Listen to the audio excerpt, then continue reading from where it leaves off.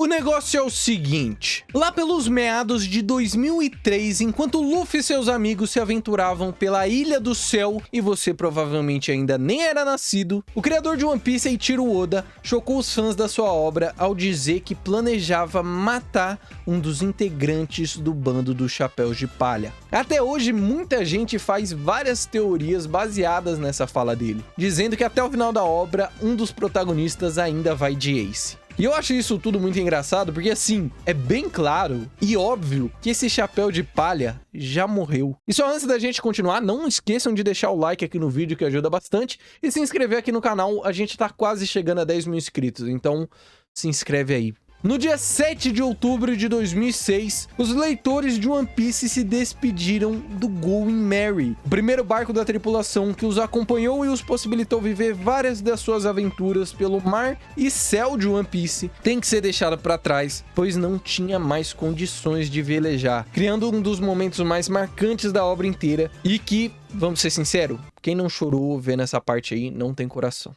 Ah, e uma curiosidade pra vocês. Essa suposta fala do Oda em que ele demonstrava ali um desejo em matar um chapéu de palha eventualmente, nunca aconteceu. Não existe nenhum registro do Oda falando qualquer coisa do tipo. É apenas um rumor lá de 2003 que ele teoricamente teria falado isso pra alguém. Então tá aí, Gabriaras Fun Facts pra vocês. Enfim, dito tudo isso, eu gosto muito de acreditar que se o Oda realmente falou em matar um chapéu de palha, ele estava se referindo ao Merry. Porque de fato, ele era um integrante do bando. O Merry era um chapéu de palha. Você sente isso lendo ou assistindo a história. O barco não era apenas um meio de transporte. O Oda faz questão de construir ele como um personagem próprio e parte essencial da tripulação. Durante a história você vê como ele era algo vivo, ele demonstra sentimentos, intenção e até tem uma voz.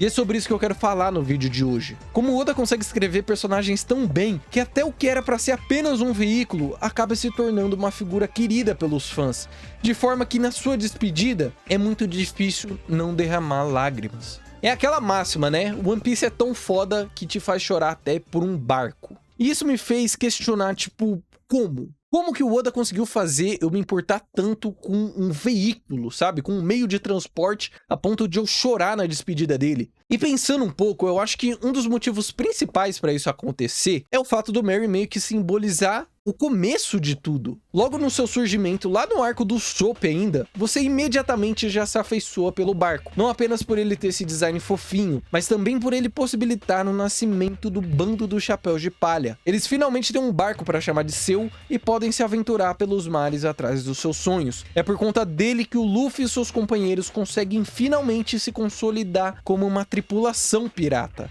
Não à toa, é aqui que vemos o surgimento da icônica logo do Chapéu de Palha. Então logo de cara, o Merry está intrinsecamente conectado com o nascimento dessa tripulação que nós amamos tanto. Ele é parte essencial da sua existência. E isso é muito importante para construir toda a carga emocional da morte dele. Parte do motivo de você se emocionar é porque você está dando adeus a algo que possibilitou todas as aventuras que você viu até então acontecerem. E um fator importante também dentro disso é que ele carrega as cicatrizes de cada uma delas. Eu acho que esse é outro ponto essencial para nós como público criarmos afeto pelo barco. O Oda tá sempre mostrando que ele sangra, assim como os outros Chapéus de Palha. O Merry, durante a sua vida, tomou muita porrada, assim como qualquer outro. Ele quebrou a cabeça, o mastro, teve sua lateral literalmente comida, foi empalado, teve a parte da frente partida, tomou um porradão de um jato d'água para ir pro céu, quebrou o mastro de novo, depois tomou outro porradão caindo do céu, foi despedaçado pelo Franky e no fim se partiu uma última vez por estar no seu limite.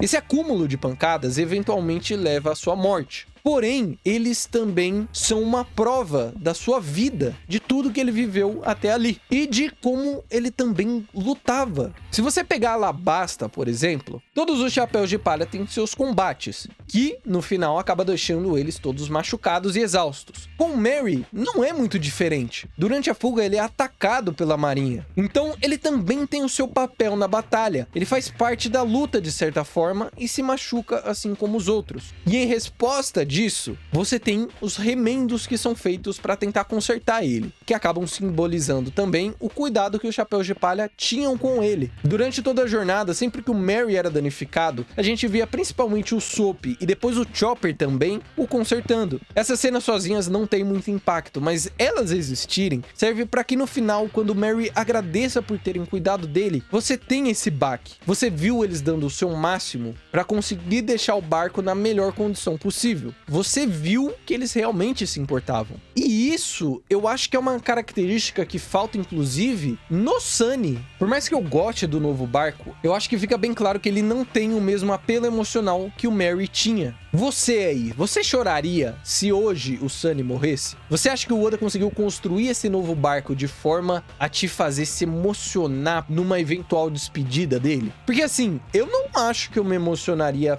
tanto quanto aconteceu com o Merry. Eu tenho a impressão de que o Sunny tem muito mais essa vibe de ser realmente só um meio de transporte. E eu acho que isso acontece porque, como eu falei antes, você não tem muitos momentos onde você vê os Chapéus de Palha cuidando e, né, mostrando um zelo e um carinho por ele. Óbvio, eles se preocupam com o barco, mas você não tem esse momento mais íntimo, assim, dos tripulantes cuidando dele mesmo, sabe? E aí isso eu acho que acaba afetando um pouco a relação do público com o barco. A única interação dos personagens com ele é como um meio de transporte. Ah, vamos entrar aqui no Sunny para ir de um lugar pro outro, sabe? Não tem uma demonstração de carinho e momentos em que o Sunny demonstra ser um personagem tanto quanto acontecia com o Merry. Eu tô maluco, vocês também sentem um pouco isso, assim, sobre o Sunny. Deixem suas opiniões aí nos comentários. Eu quero saber se alguém compartilha desse sentimento.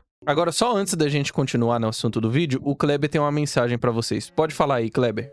Galera, vocês sabiam que vocês podem se tornar membro do canal e ter acesso a vários vídeos exclusivos que são bem legais? Então, se você curte o conteúdo, quer apoiar o Gabriarinhas e ter acesso a mais conteúdos, se tornem membros, apenas R$ 4,99. Bem falado, Kleber, bem falado. Caramba, esse passarinho é zica mesmo, hein? Dá um tchau, que a gente precisa continuar o vídeo aqui, né?